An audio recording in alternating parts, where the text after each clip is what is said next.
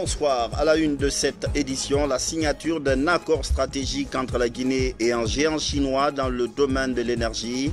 Professeur Alpha Condé a présidé la cérémonie de signature. L'idée, c'est d'améliorer la desserte électrique en Guinée. Dès demain, la pêche industrielle peut reprendre. Le repos biologique prend fin ce soir à 0h. Le département de tutelle tire les leçons de cette 5e expérience. Les Échos, c'est dans cette édition. À suivre aussi, le coup d'envoi d'une campagne de reboisement lancée à Bokeh. 3 groupes miniers se donnent la main pour planter des arbres le long de la route. 20 km sont à reboiser. Voilà pour les titres. Madame, Monsieur, bonsoir, bienvenue dans cette édition d'information. La Guinée et la Chine ont signé ce matin un accord stratégique dans le domaine de l'électricité. Le groupe Global Énergie, spécialisé dans l'interconnexion énergétique, va réaliser et superviser les travaux.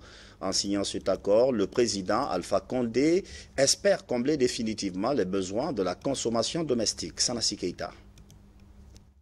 Le chef de l'État et le président directeur général du groupe chinois Global Energy Interconnexion signent un accord stratégique de coopération pour l'électrification de la Guinée. L'énergie, un secteur clé qui tient surtout à bras le corps pour Alpha Condé pour faire de la Guinée un pays industrialisé.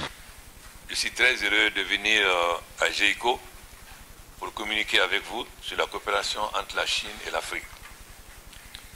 La Chine a toujours été un bon ami et partenaire de la Guinée, et la coopération entre la Chine et la Guinée est en voie de devenir un modèle pour l'Afrique. L'année prochaine, nous fêterons les 60 ans de l'établissement des relations diplomatiques entre la Guinée et la Chine. En effet, la Guinée a été le premier pays au sud de l'Afrique, au sud du Sahara, à établir des relations diplomatiques avec la Chine.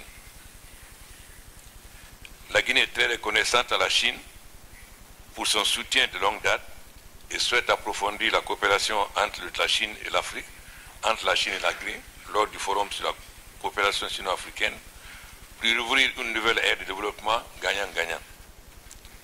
En septembre 2015, le président Xi Jinping a proposé la création de l'initiative d'interconnexion énergétique mondiale au sommet du développement des Nations Unies, afin d'apporter des solutions assurant la promotion de la transformation énergétique mondiale et le développement durable. Tout à l'heure, j'ai visité la salle d'exposition et le centre d'analyse des opérations. Je suis vraiment très impressionné par les avancées faites par votre organisation. Je vous en félicite.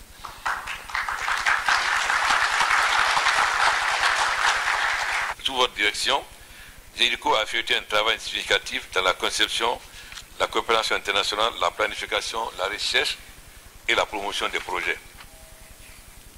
Ces dernières années, GEICO a renforcé les échanges et la coopération entre les pays tels que la Guinée, l'Égypte, l'Éthiopie, la République démocratique du Congo, pour mener des études approfondies sur les conditions économiques, sociales, énergétiques et environnementales de l'Afrique.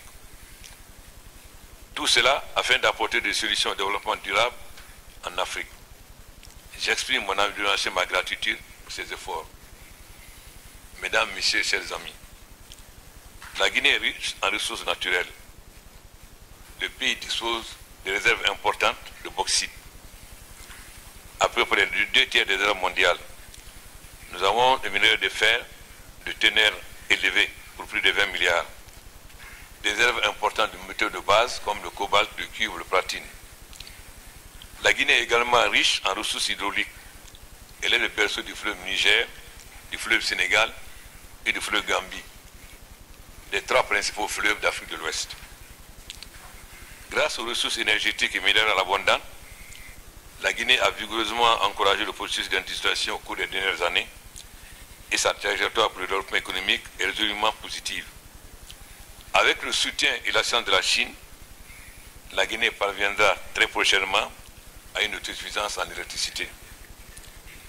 Les centrales hydroélectriques de Karita en service et de Sopiti en construction par les 3 gorges de Chine fournissent la garantie énergétique pour la transformation économique et le développement industriel de la Guinée. Dans un proche avenir, la Guinée et les pays africains ouvriront une nouvelle ère de développement caractérisée par l'industrialisation, l'urbanisation et d'intégration économique régionale.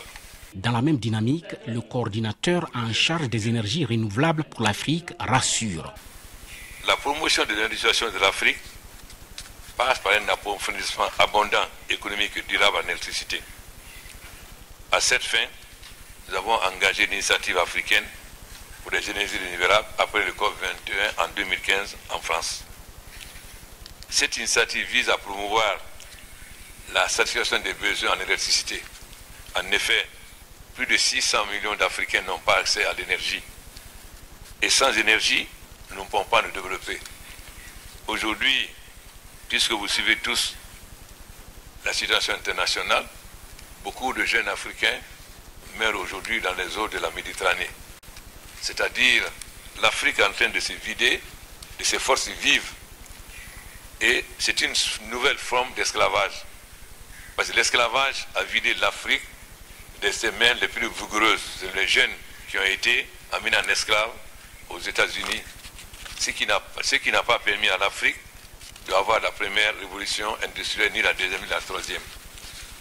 Aujourd'hui, où nous sommes face à la quatrième révolution industrielle, l'Afrique ne doit pas être en retard pour cette quatrième révolution industrielle qui est fondamentale pour la transformation et l'accélération de l'histoire. Mais nous ne pouvons pas maîtriser la quatrième révolution industrielle sans énergie, sans maîtrise de nouvelles technologies. C'est pourquoi l'industrialisation est fondamentale aujourd'hui pour l'Afrique et nous ne pouvons que davantage admirer le travail de nos amis. En effet, l'Afrique regorge de matières premières agricoles et minières. Mais l'Afrique a été condamnée par la colonisation à être exportateur de matières premières et déversoir des produits finis, produits en Occident. Si nous voulons que l'Afrique soit l'avenir du monde, il faut renverser cela et que l'Afrique transforme ses matières premières agricoles. Le président directeur général du groupe Global Énergie Interconnexion est tout simplement ravi de cette déclaration du président de la République de Guinée, Professeur Alpha Condé.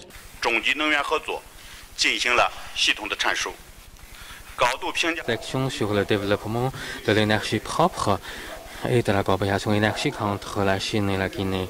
Et il a également retracé l'importance du développement de l'interconnexion énergétique globale. Et il a appelé également les différentes parties à contribuer à la construction de l'interconnexion énergétique africaine. Il s'agit là d'un discours excellent qui nous incite à réfléchir. Et il a également donné des instructions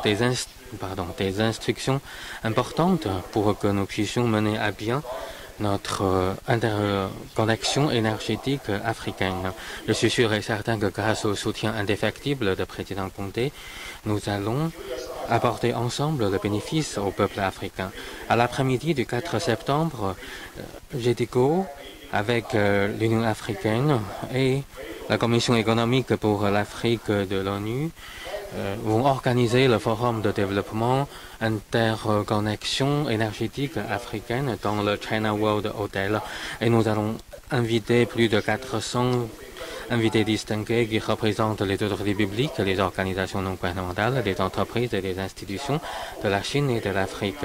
Lors de ce forum, nous allons publier le rapport sur l'étude sur la planification de l'interconnexion énergétique africaine en chinois, en anglais et en français.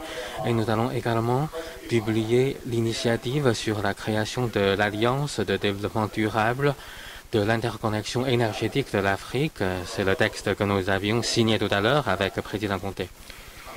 Les deux parties, la Guinée et le groupe Global Énergie Interconnexion, comptent ainsi accélérer la mise en œuvre effective de cet accord stratégique de coopération pour assouvir les nombreuses attentes de la population guinéenne dans le domaine surtout de l'énergie.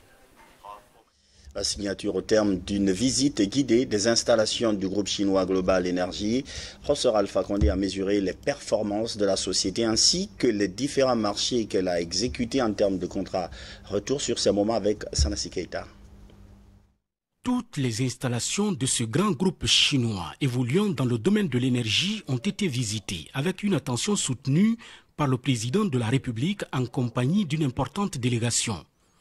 Une occasion mise à profit par les responsables de Global Energy Interconnexion d'expliquer clairement au professeur Alpha Condé à travers une vidéoprojection l'ensemble de leurs activités partout dans le monde. À travers donc cet entretien qui a duré plus d'1 heure entre les deux délégations, axé essentiellement sur l'énergie, un accord stratégique de coopération a été signé. Cette alliance que la Guinée vient de signer avec l'organisation qui s'occupe de l'interconnexion globale du monde entier sur l'initiative du président Xi Jinping et du président et du secrétaire général de l'ONU. Et la Guinée vient de rajouter sa pierre dessus en signant cette alliance afin de pouvoir interconnecter toute l'Afrique, c'est-à-dire de l'Afrique centrale à l'Afrique de l'Ouest, de l'Afrique de l'Ouest vers l'Afrique de l'Est en passant par le Nord et en récupérant les énergies, toutes les énergies renouvelables, que ce soit l'énergie éolienne, l'énergie solaire, l'énergie hydroélectrique, ces lignes de ultra haute tension qui vont aller jusqu'à 1110 kV de niveau de tension sont énormes et c'est des lignes intelligentes qui vont être gérées par les nouvelles technologies de l'information et aussi les câbles de garde vont être remplacés par les fibres optiques qui vont permettre d'améliorer davantage l'information, la circulation de l'information à travers tous les pays africains. C'est gigantesque, c'est énorme. Avec cet accord que vient de signer le président de la République, la Guinée pourra donc obtenir 8000 MW d'énergie. D'ici 2030, la Guinée pourra avoir 8000 MW d'énergie qu'on peut importer, plus l'énergie qui sera produite en Guinée, le potentiel, tout le monde le connaît, on a plus de 6000 MW. Donc ces 8 gigawatts peuvent permettre l'industrialisation de notre pays. C'est là où il ressort l'intérêt encore davantage, c'est la synergie énergie-mine. Développer les ressources minières dont nous disposons au lieu de transporter tout le temps la bauxite à l'extérieur et développer les usines de transformation de cette bauxite en alumine à travers l'électrolyse et ensuite l'aluminium pour que nous ayons une plus-value beaucoup plus intéressante afin de mieux vendre le produit fini. Transformer également le fer en acier dans notre pays d'ici 2030, obéir donc à l'initiative aussi Sustainable Energy for All, c'est-à-dire l'énergie pour tous d'ici 2030. Et donc le président de la République vient de signer cette alliance qui va nous permettre de lancer, d'amorcer l'industrialisation totale de la Guinée à travers la bauxite et le fer. Mais également, il y a, les lignes vont traverser des zones où il y a le cobalt, où il y a le cuivre, où il y a la platine, d'autres métaux rares qui peuvent toujours contribuer au développement de notre pays, à l'amélioration des conditions de vie de nos populations, à créer de l'emploi pour nos jeunes. Après donc l'Alliance solaire internationale signée dans les villes de New Delhi et de Marrakech, le président de la République de Guinée vient de poser un acte majeur dans le développement du système énergétique, non seulement pour la Guinée, mais également pour toute l'Afrique. Il s'agit donc de la signature de cet accord stratégique de coopération avec ce géant groupe de l'Empire du Milieu, Global Energy, Interconnexion.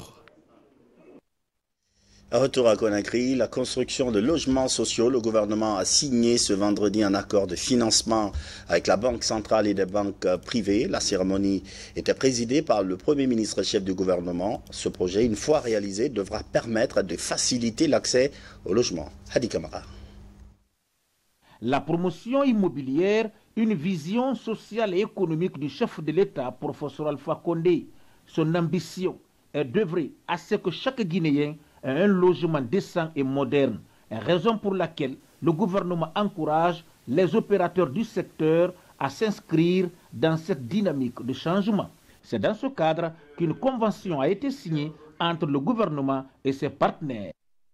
L'APB rassure le gouvernement de la République de Guinée, la BCRG et toutes les populations guinéennes de son engagement à assumer pleinement son rôle de financement de l'économie guinéenne. L'accompagnement aussi des efforts de développement du professeur Alpha Condé, président de la République. Des efforts qui conduiront inexorablement à l'émergence de notre cher pays qui regorge d'immenses potentialités. Le financement de l'habitat en général et celui concernant les logements sociaux en particulier ont toujours été une préoccupation de la Banque centrale de la République de Guinée, à la fois pour répondre aux besoins des populations d'accéder à un logement décent et aussi pour diversifier les produits et services offerts par les établissements de crédit, accroître ainsi l'inclusion financière, aussi par la diversité des produits. C'est mu par cet objectif que la Banque centrale de la République de Guinée a participé depuis 1997 à plusieurs initiatives pour mettre en place un mécanisme spécifique de financement de l'habitat. Les besoins en matière d'accès aux logements sociaux décents sont pressants. Là-dessus, le département en charge de la construction en Guinée entend mettre en place un dispositif permettant de stimuler le marché de logement dans le pays. C'est une chose extrêmement importante parce qu'elle va permettre aux entrepreneurs, comme aux sociétés impliquées dans l'immobilier aujourd'hui dans notre pays, les partenaires, ça va leur permettre d'avoir suffisamment de ressources pour permettre à chaque Guinéen de pouvoir bénéficier à un coût réduit plutôt un logement.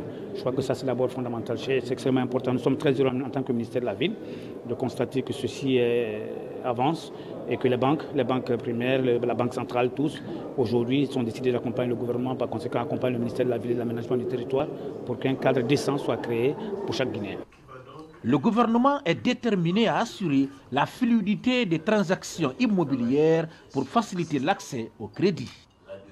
Les études ont montré que pour satisfaire les besoins en logement de la population, près de 50 000 unités nouvelles sont indispensables chaque année pour couvrir l'ensemble du territoire national, dont près de 40% pour la seule région de Conakry. La quasi-absence d'initiative de l'État dans la production directe d'habitat a provoqué une pénurie de logements socio-économiques. Les faiblesses dans les mécanismes de financement du logement et dans les mesures fiscales connexes actuelles n'ont pas permis à ce jour de mettre sur le marché suffisamment de logements pour satisfaire les besoins sans cesse croissants. Corrélativement, les déficits se sont cumulés à un rythme annuel de plus de 40 000 unités d'habitation. Le déficit global cumulé est estimé à ce jour à près de 500 000 logements.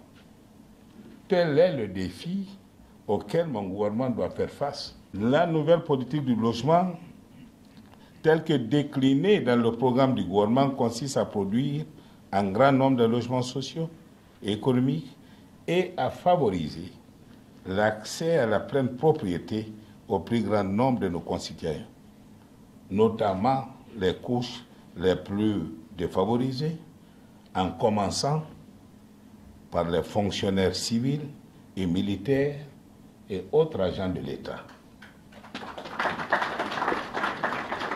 Il s'agit de permettre aux Guinéens ayant des revenus modestes d'acquérir des logements décents en contractant des emprunts auprès des banques à rembourser lentement et sûrement, sans que les mensualités les étouffent.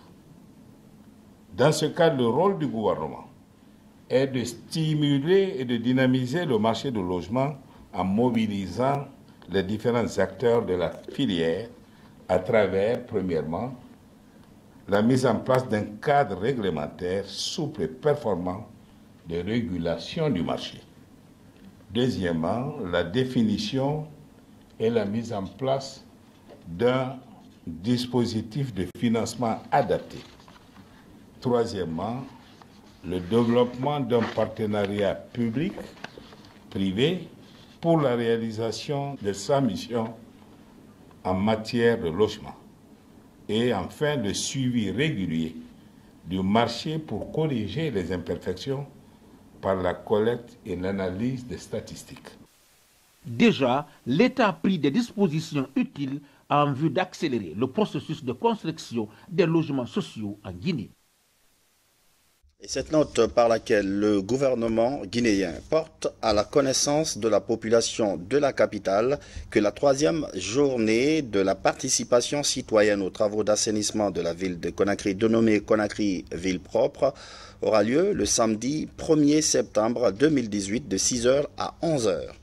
Sont conviés à prendre part au lancement de ces travaux dans leurs communes et quartiers respectifs les membres du gouvernement, les ministres conseillers à la présidence de la République, les institutions républicaines, les leaders religieux, les organisations de la société civile et tous les citoyens de la ville.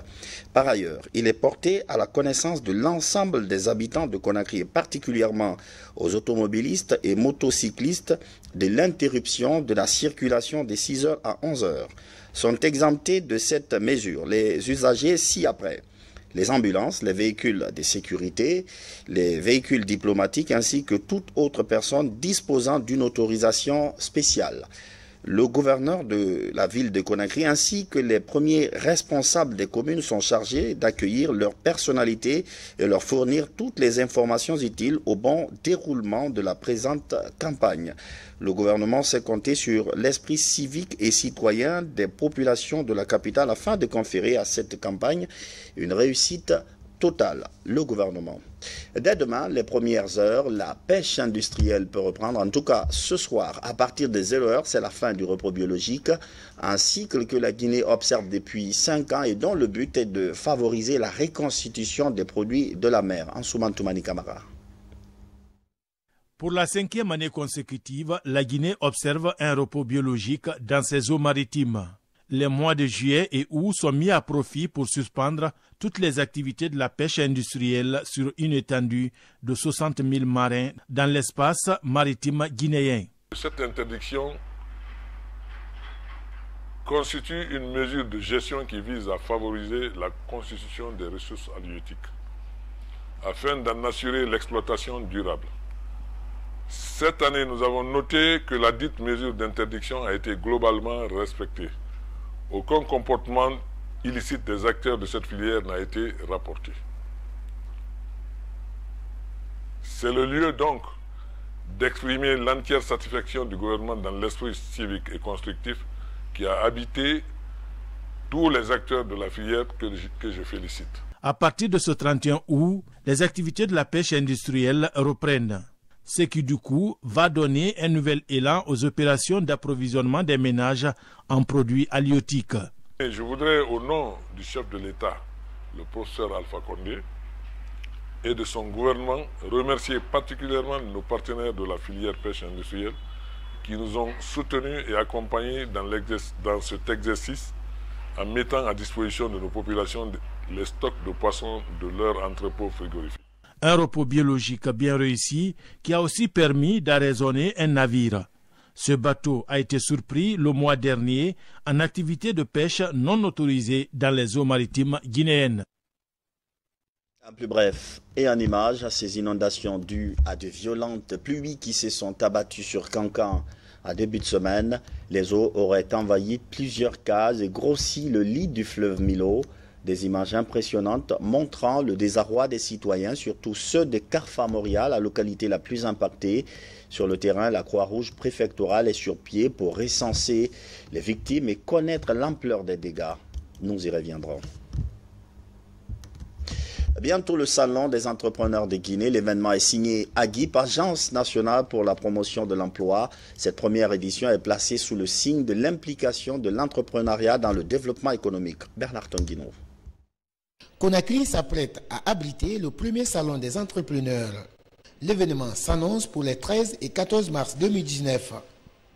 Organisé par l'AGIP, Agence guinéenne pour la promotion de l'emploi, ce premier salon vise à faire de l'entrepreneuriat un véritable moteur de développement. Il y a un certain nombre de difficultés qui existent dans notre pays qui sont des constats et qui concernent notamment la recherche de financement en ce qui concerne l'entrepreneuriat.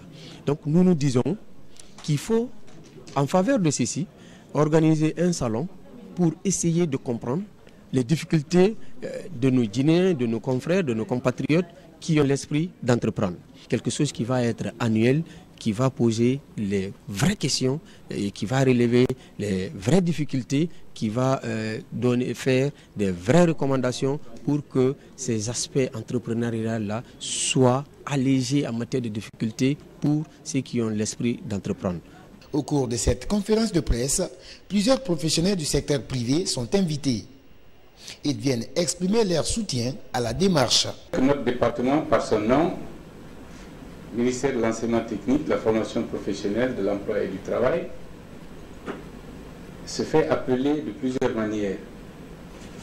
Quand bien même, c'est un ministère qui doit former, qui doit accompagner, mais qui ne peut pas créer de l'emploi en réalité. Mais qui doit créer l'emploi? C'est surtout vous. Vous, le privé, vous, entrepreneurs, et que l'État doit accompagner par la facilitation, par les organisations, par la sécurité et tant d'autres. À travers l'organisation du prochain salon des entrepreneurs, l'AGIP entend booster les initiatives de création d'emplois par le secteur privé. Ce rendez-vous des entrepreneurs sera ponctué d'ateliers pratiques sur l'élaboration d'un système de mentorat en matière de création d'entreprises.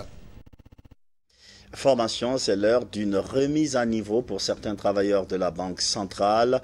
Ils sortent d'un stage à distance sur le leadership et la gestion d'entités publiques et privées. Les cours étaient assurés par l'École supérieure universitaire de Cotonou. Le point avec Amadou Touré. C'est un séminaire de renforcement des capacités de certains cadres de la Banque centrale de la République de Guinée. Une opportunité offerte par l'institution à ces cadres à travers la formation à distance afin de valider des modules sur le leadership et la gestion pour les entrepreneurs et les professionnels des secteurs publics et privés. Une formation assurée par l'École supérieure universitaire de Cotonou. Il y a eu beaucoup d'échanges et ce qui est important, c'est qu'après, il faut dupliquer ça dans notre pays et donner à ceux qui sont restés la possibilité de comprendre ce qu'on a fait ici.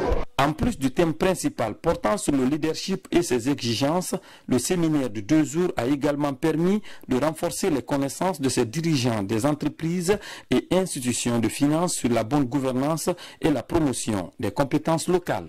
Préparer les gens au leadership, préparer les gens à organiser leur relève, préparer les gens à être humbles. Je crois qu'il y a beaucoup de choses que je vais apporter dans mon milieu de travail. Cette rencontre de Cotonou a regroupé les candidats venus du Nigeria, du Togo, de la République de Guinée, de l'Afrique du Sud et du Bénin. Ils ont validé des modules devant un jury afin d'obtenir des diplômes de master et de doctorat en leadership et management. Environnement et cette vaste opération de reboisement le long de la route de Bokeh, 20 km au total avec la participation des populations. La campagne est lancée par 3 groupes miniers. L'objectif est de compenser les impacts environnementaux des exploitations minières. Mohamed Trois Camara. Parallèlement à l'exploitation de la bauxite, le consortium SMB Winning et IMS ont engagé une campagne de reboisement pour restaurer les zones dégradées, d'où la mise en terre de ces plans de masioma du long de cette route minière sur plus de 20 km. Le lancement de l'opération a mobilisé outre les responsables, les sociétés minières, les autorités régionales et les populations de Kakandé. Nous avons commencé par le bloc 7 à Kakouyi. Aujourd'hui, nous sommes à Tabondéa pour la continuité de nos activités de reboisement.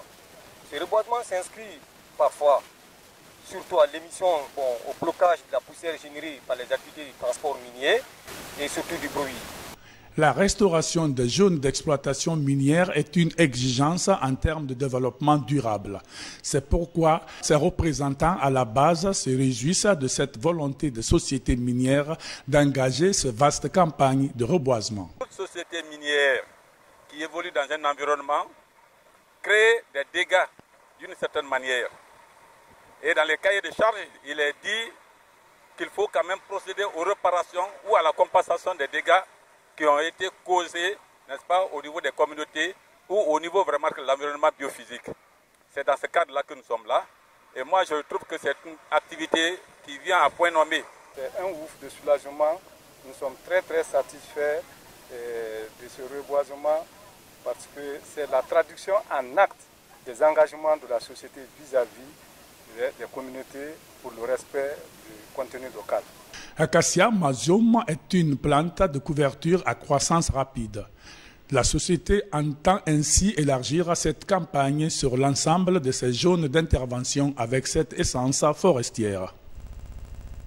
La Turquie célèbre 96 ans de souveraineté. Le 30 août 1922, une faction armée turque a héroïquement stoppé l'avancée impérialiste de la puissance colonisatrice. Près d'un siècle après ce combat, cette fierté continue de couler dans les veines des forces armées d'Ankara. À Conakry, le diplomate turc a rappelé ces hauts faits au cours d'une cérémonie où la coopération s'est invitée. Aboubakar Junior Kamara. La chancellerie de la Turquie à Conakry, plusieurs ressortissants turcs, de hauts responsables de l'armée guinéenne et des conseillers militaires de certaines ambassades se retrouvent. Ensemble, ils célèbrent les prouesses de l'armée turque contre l'impérialisme. Une occasion pour la diplomatie de ce pays ami de relayer le message de félicitations du président Recep Tayyip Erdogan. La Turquie, parvenant à ses objectifs pour l'an 2023, dirigera l'avenir de toute notre géographie aussi bien que le nôtre. Le 30 août, comme toutes nos victoires, nous indique qu'il existe toujours un chemin ouvert pour réussir, peu importe la difficulté des conditions. La distance parcourue par notre pays pendant 16 ans nous a montré que cela était possible. Je crois aujourd'hui, nous sommes à la veille de nouvelles victoires et réussites. Mustafa Kemal Atatürk est le père fondateur de la République de Turquie. En 1922, cet officier patriote et ses compagnons d'armes ont organisé avec succès une série de batailles défensives arrêtant la progression ennemie. Aujourd'hui, les forces armées turques poursuivent plusieurs missions dans différentes régions du monde afin de contribuer à la paix et à la sécurité.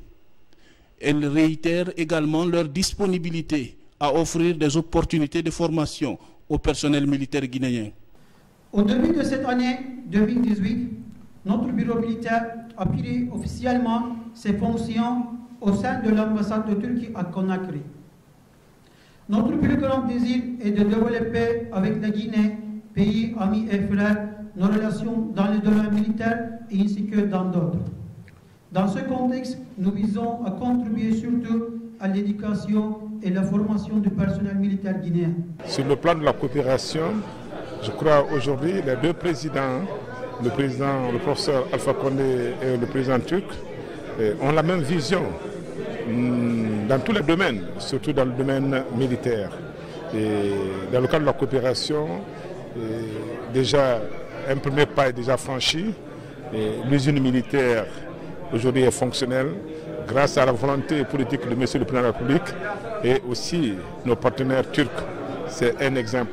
Cette commémoration coïncide avec l'installation officielle de l'attaché militaire turc. Son rôle est de travailler au renforcement de la coopération militaire entre Conakry et Ankara. Un film sur la performance et la puissance des forces armées turques a été projeté pour illustrer leur bravoure. Enfin sport, un match important à venir pour le Sili national. L'équipe guinéenne reçoit dimanche le 11 centrafricain. Ce match compte pour la deuxième journée des éliminatoires de la CAN 2019 au Cameroun. Pour cette rencontre, la liste des joueurs convoqués vient d'être rendue publique. Kadiatou Traoré. Au nombre de 23 joueurs et un réserviste, Paul a préféré concentrer son effectif sur les joueurs expatriés.